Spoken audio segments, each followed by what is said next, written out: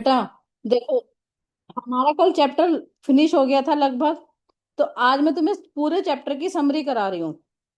तो जो ये टेबल मैंने तुम्हें 7 पेजेस दिए हैं, सभी बच्चे एक तो इनको अपने पास लिख लेंगे, क्योंकि इन 7 पेजेस में से ही तुम्हारा एक चैप्टर फिनिश हुआ है। इसमें तुम्हारे वन लाइनर क्वेश्चंस भी हैं, जिसमें एटलीस्ट मैंने 31 वन लाइनर क्वेश्चंस दिए हैं। तो सबसे पहले देखो, आता है विकास क्या होता है। विकास का अर्थ वृद्धि की दशा में होने वाले परिवर्तन से है। हम पहले भी क्लास में डिस्कस कर चुके हैं कि जो आपका विकास है वो आपका वृद्धि की दशा में, कि जैसे आपकी वृद्धि होती है उसकी ही दशा में होने वाला परिवर्तन है। विकास में क्या आता है? शारीरिक, मानसिक, भावनात्मक वृद्धि शामिल है। अब एग्जामिनर तुमसे पूछ लेता है कि विकास में कौन कौन सी वृद्धि शामिल है। शारीरिक, मानसिक, भावनात्मक। इसमें आप फिर संवेगात्मक भी लिख सकते हो। अगर एग्जामिनर संवेगात्मक कहेगा तो संवेगात्मक पे भी टिक करके आओगे। इसमें क्या होता है? नई क्षमता व्यवहार क्रम रूप से प्रकट होते हैं। अब एग्जामिनर तुमसे यही पूछ लेता है, क्या आपकी क्षमता और व्यवहार क्रम रूप से प्रकट होते हैं या नहीं होते। इसी को ही एमसीक्यू क्वेश्चंस में पूछ लेता है। तो ये तीनों लाइनें तुम्हारे लिए बहुत ज्यादा इंपॉर्टेंट है बेटा एवरीवन। अब विकास की परिभाषा, एग्जामिनर कुछ की ऑथर्स के नाम दे देता है। विकास जीवन भर चलने वाली जटिल प्रक्रिया है जो गर्भ धारण से लेकर मृत्यु तक चलती है। किसने बोली है ये? विकास परिपक्वता की दिशा में क्रमिक परिवर्तन है, कि आपका परिवर्तन क्या है? एक एक के बाद एक परिवर्तन। अब ये है, एक ये सीक्वेंस वाइज परिवर्तन चलता है। विकास जैविक और पर्यावरण के अंत क्रिया के व्यवहार में भी परिवर्तन है। यस, विकास का आपका जेनेटिक और आपके एनवायरनमेंट पे भी फर्क आता ही आता है। ठीक है। विकास में एकीरूपण और विभेदन की प्रक्रिया भी आती है। विकास आपका हमेशा चलता रहता है। अब आती है विकास की विशेषताएं कौन कौन सी है। गर्भ धारण से परिपक्वता तक क्रमबद्ध अनुक्रम का पालन करना। कैसे? अब देखो, एग्जामिनर तुमसे क्या पूछेगा कि विकास की विशेषता में जो क्रमबद्ध अनुक्रम का पालन करता है कैसे। देखो, जहां जहां मेरी आ रहा है बेटा वहां पे देखेंगे। पहले शैशवावस्था, फिर बाल्यावस्था। फिर बाल्यावस्था में हमने कल दो करी थी, पूर्व बाल्यावस्था और अंत बाल्यावस्था। तो यहाँ पे एग्जामिनर तुम्हें दोनों दे देगा, तो कंफ्यूज मत हो जाना बेटा। किशोर अवस्था, प्रौढ़ अवस्था और परिपक्वता। और किन किन कारकों से आपकी विशेष विकास प्रभावित होता है? आपकी बुद्धि के कारण, आपके पर्यावरण के कारण और आपके लिंग के कारण। पूछ लेगा कि किन किन कारकों से आपका विकास प्रभावित होता है। बुद्धि, पर्यावरण और लिंग। व्यक्तियों में दर और प्रतिमान भी भिन्न भिन्न होते हैं। हर व्यक्ति के विकास की दर अलग अलग होती है। कोई व्यक्ति ज्यादा जल्दी सीखता है, कोई व्यक्ति कम धीरे सीखता है। अब यहाँ पे तो एग्जामिनर क्या क्वेश्चन पूछेगा तुमसे कि जो विकास होता है वो चलता क्रम से है, सीक्वेंस से चलता है, पर जो उनकी दर और प्रतिमान होते हैं क्या वो भिन्न होते हैं? हाँ, हर व्यक्ति दूसरे व्यक्ति से भिन्न होता है। अगर बच्चा पहले बैठना सीखता है, फिर बच्चा धीरे धीरे क्लावलिंग गुडलिया करना सीखता है, फिर बच्चा पैदल करना सीखता है। पर यहाँ पे देखो बेटा, भिन्नता क्या है? कई बच्चे जल्दी सीख लेते हैं, कई बच्चे लेट सीखते हैं। पर यूं थोड़े है कि बच्चा, कोई बच्चा ऐसा होता है कि सीधा डायरेक्ट चलने ही लग जाता है। हर बच्चे का सीक्वेंस चलता एक जैसा ही है, पर वो भिन्न होते हैं। तो एग्जामिनर तुमसे क्या क्वेश्चन कंफ्यूज करने के लिए पूछेगा कि वैसे तो आपका विकास क्रम से चलता है, पर क्या उसमें व्यक्तिगत भिन्नता पाई जाती है? तो बेटा हाँ, भिन्नता पाई जाती है। व्यक्तियों में दर और प्रतिमान भिन्न होते हैं। आनुवांशिकता और पर्यावरण के कारण भी भिन्नता आती है। सबका हेरिडिटी, सबके और घर का एनवायरनमेंट अलग अलग होता है, इसके कारण से भी आपके विकास में भिन्नता पाई जाती है। बेटा जो ये मैंने चार सुना के दिए ना, आज जब तुम्हें जिनके एग्जाम्स चल रहे हैं वो बच्चे रुक जाना, जिनके नहीं चल रहे मुझे आज की आज बच्चे या एक दो दिन में करके देंगे। शारीरिक विकास। अब विकास के कौन कौन से वो होते हैं प्रकार? शारीरिक विकास, संज्ञानात्मक विकास, सामाजिक एवं भावनात्मक विकास और भाषाई विकास। हमने ऊपर भी पढ़ा था ये। अब एग्जामिनर तुमसे क्या पूछता है कि विकास के कितने प्रकार होते हैं। वो यहाँ पे संज्ञानात्मक विकास की जगह दे देगा सोचने समझने और स्मृति का विकास। जहां पे सोचने समझने और आपका संज्ञानात्मक वर्ड आ जाता है, वो आपका मानसिक विकास होता है बेटा। हमेशा याद रखना, संज्ञानात्मक विकास के साथ आप मानसिक विकास, आपके माइंड का यूज करते हो। आप देखो, सामाजिक एवं भावनात्मक विकास, जैसे आपके भावनाएं, आपका गुस्सा, आपकी खुशी, जो ये सारी चीज होती है भावनात्मक विकास के अंतर्गत आती है। भाषाई विकास, कि आपने कितना शब्द सीखे हैं, आप उसको किस किस सिंबल्स के थ्रू कर रहे हो, और आपका कम्युनिकेशन, आपका संप्रेषण का कौशल का विकास कैसा है। ये सारे बेटा आपके भाषाई विकास के अंतर्गत आते हैं। इसको अच्छी तरह से करना है। शारीरिक विकास में क्या आता है, संज्ञानात्मक विकास में क्या आता है, सामाजिक एवं भावनात्मक विकास में क्या आता है, भाषाई विकास में क्या आता है। इससे क्वेश्चन पक्का आएगा 2 नंबर का। विकास पढ़ लिया। अब वृद्धि क्या होती है पहले ही बता चुकी हूँ बेटा मैं। शरीर के आकार और वजन एवं मांसपेशियों में वृद्धि। विकास क्या था, शारीरिक विकास भी था, संज्ञानात्मक भी था, सामाजिक एवं भावनात्मक भी था, पर जो वृद्धि है वो खाली आपका फिजिकल बॉडी, खाली वजन बढ़ रहा है, आकार बढ़ रहा है, और आपकी मांसपेशियों में वृद्धि हो रही है। यह मुख्यतः भौतिक और मापनीय परिवर्तन है। ये मापनीय है, वो गुणात्मक और मापनीय दोनों हैं। वृद्धि व्यवहार और वाणी को प्रभावित करती है। ठीक है।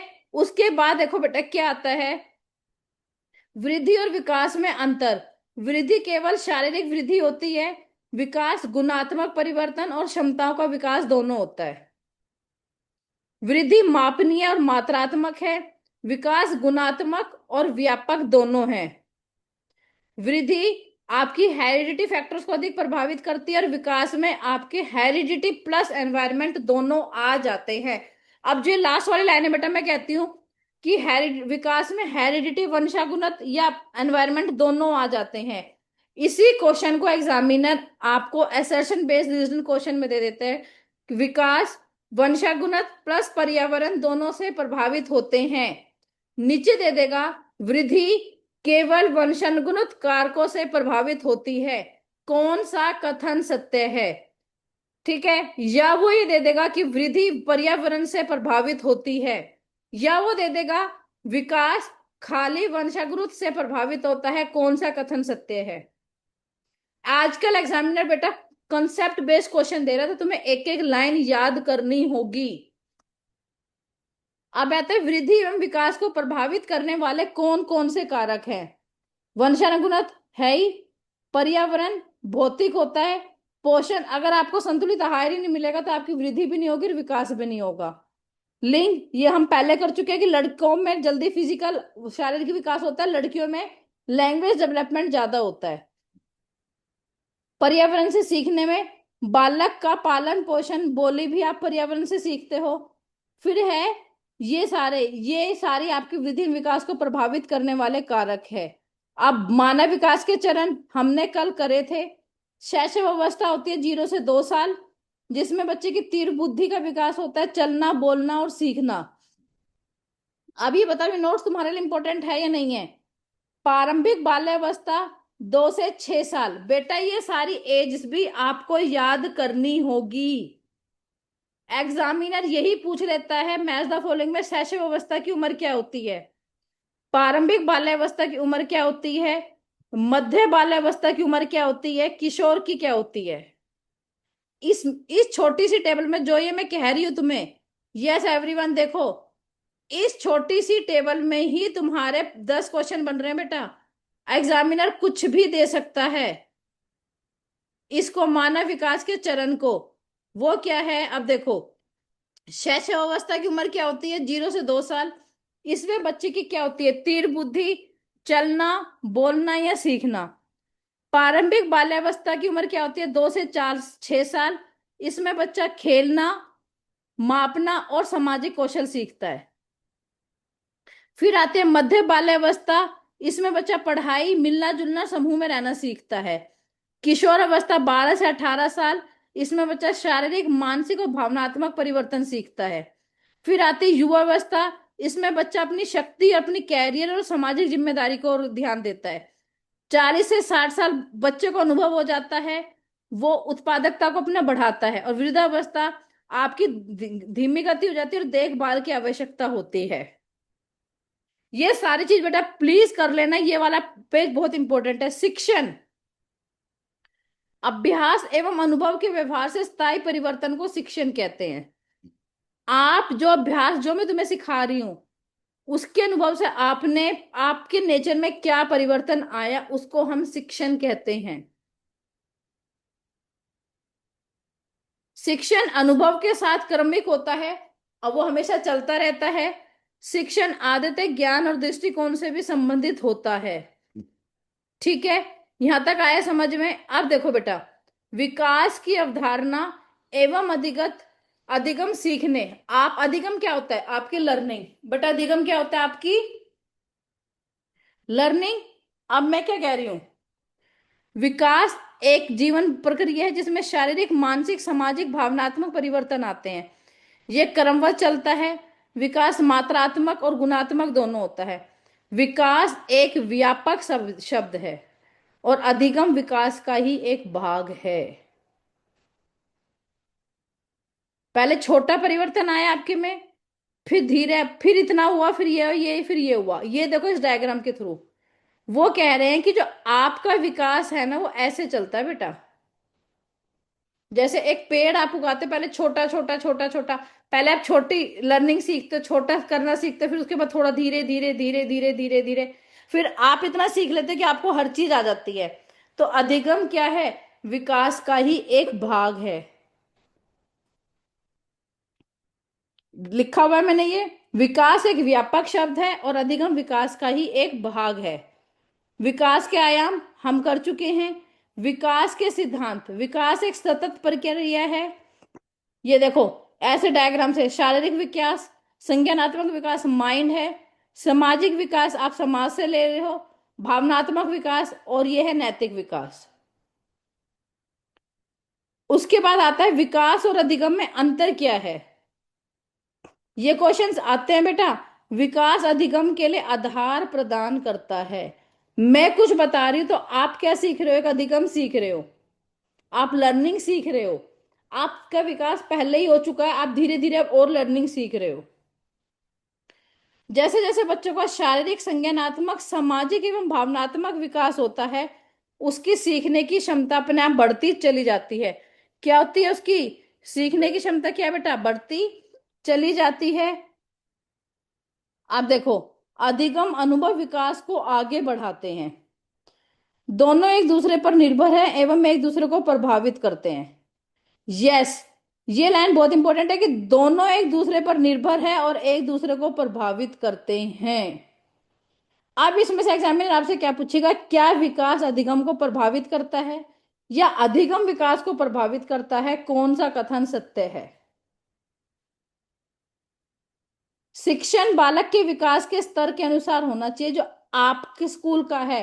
क्या आप जाते ही बच्चों को ये कहोगे बेटा कैट रैट मैट लिखो, दिस इज ए कैट लिखो? नहीं, हमें जो अपनी शिक्षण बनानी है, क्योंकि अधिगम क्या होती है? लर्निंग होती है।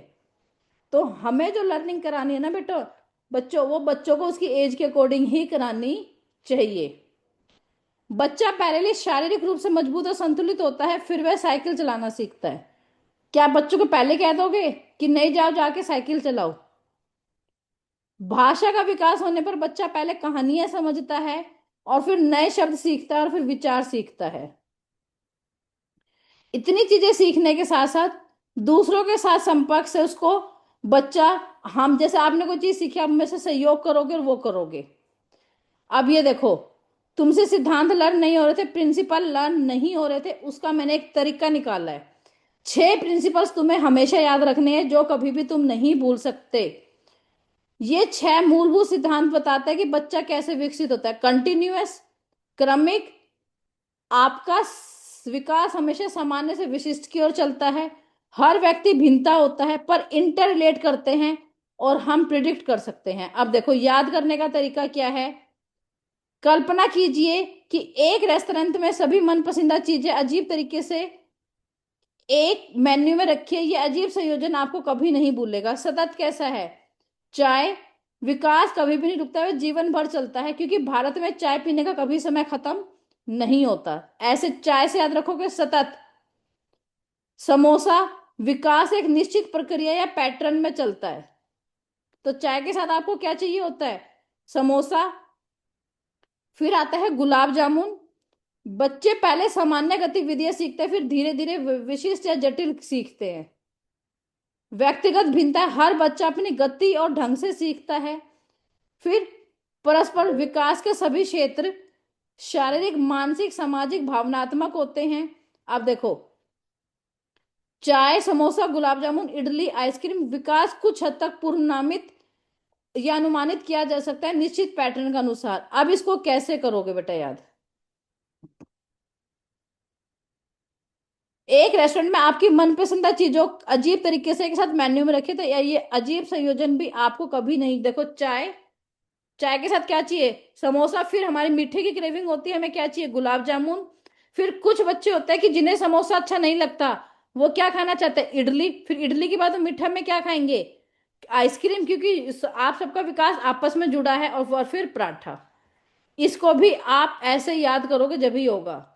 अब इसमें देखो क्वेश्चन आ रहे हैं हमारे। बालक को चलने की क्षमता आमतौर पर किस आयु में प्राप्त होती है? यही क्वेश्चन आता है बेटा। 12 से 18 महीने के बीच। बाल विकास का कौन सा सिद्धांत है बताता है कि जन्म से मृत्यु तक विकास निरंतर है? आ गया सिद्धांत? यस मधु बेटा, आ गया सिद्धांत। क्या कह रही हूं मैं? बाल विकास का कौन सा सिद्धांत बताता है कि जन्म से मृत्यु तक निरंतर है? तो कंटिन्यूअस पे, निरंतरता पे टिक करके आओगे। नेक्स्ट देखो अंतिम बेटा, कौन सा मनोवैज्ञानिक सिद्धांत बताता है कि बच्चा दूसरों को देखकर और उनके व्यवहार की नकल कर कर सीखता है? तो समाज कैसा आ गया बेटा? ये समाज का आ गया। बच्चा समाज में रह रहा है और सीख रहा है, तो संज्ञानात्मक विकास आएगा। कुछ भी चीज सीखेगा तो संज्ञानात्मक आएगा, पर वो कह रहा है कि बच्चा दूसरों को देखकर सीख रहा है, तो सामाजिक संज्ञानात्मक विकास आएगा। अब वो क्या कह रहे हैं, विकास का कौन सा सिद्धांत बताता है कि बच्चे का विकास शरीर के केंद्र से बाहरी भाग की ओर होता है? क्या कह रही हूं मैं? सिर से पैर की ओर आता है तो स्फेलोकोडल, और अगर केंद्र से बाहर की ओर होता है तो बेटा प्रोक्सी मोर डिस्टल सीक्वेंस। क्वेश्चंस वही है जो आपके एग्जाम्स में आते हैं बेटा। वह अवस्था कौन सी है जब बच्चा विशिष्ट कौशल जैसे उंगलियों में वस्तुओं को पकड़ना सीखने लग जाता है? बच्चा क्या कर रहा है? सीख रहा है पकड़ना। तो जर्नल टू स्पेसिफिक। पर यहां पे वो कहेगा कि बच्चा अभी सामान्य से विशिष्ट की ओर सीख रहा है। अब यहाँ पे एग्जामिनर आपको इसको बदल के देता है कि बच्चा सीधा चलना ही सीख लिया है, तो यहाँ पे आएगा कि बच्चा विशिष्ट से सामान्य की ओर जा रहा है।